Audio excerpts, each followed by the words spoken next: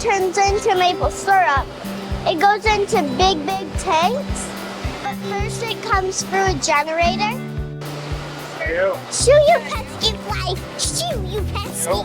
It goes in a big tank. These are the tanks, and they're about 50 feet deep.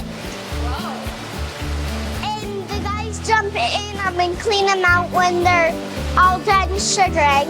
It gets up and down. Sometimes when the trees give a lot to slap, they collect odor, and that means we're sugaring very goodly.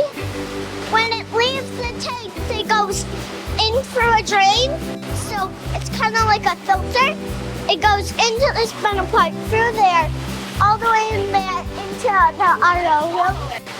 These two tanks are sap tanks. That tank's a water tank, and it's very big. One time someone smashed into it, and I was right under it, and I got soaked.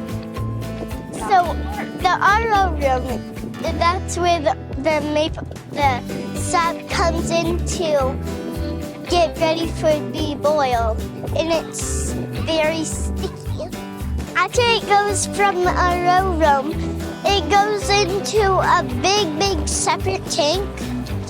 So it has little kind of like dividers with the metal, and we put different colors of maple syrup on it, and it divides and sees if it has enough protein and sugar in it to make it maple syrup. Last step is they take it into a small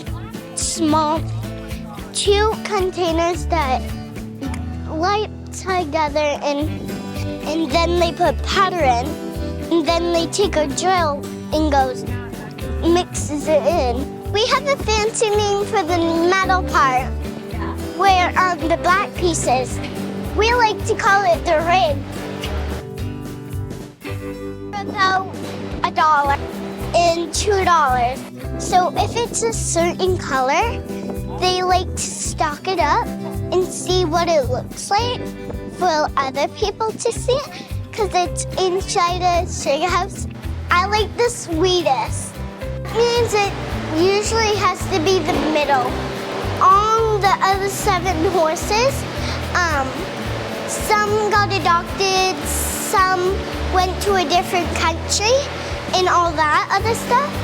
And now we only have 2 left, Max and Tony. It's a nice changing of the seasons and working together with everyone, and it's fun.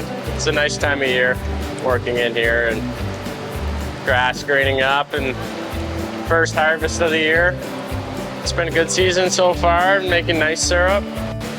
And the trees are about ready to empty up and fill up again. And so it's a pretty good sign.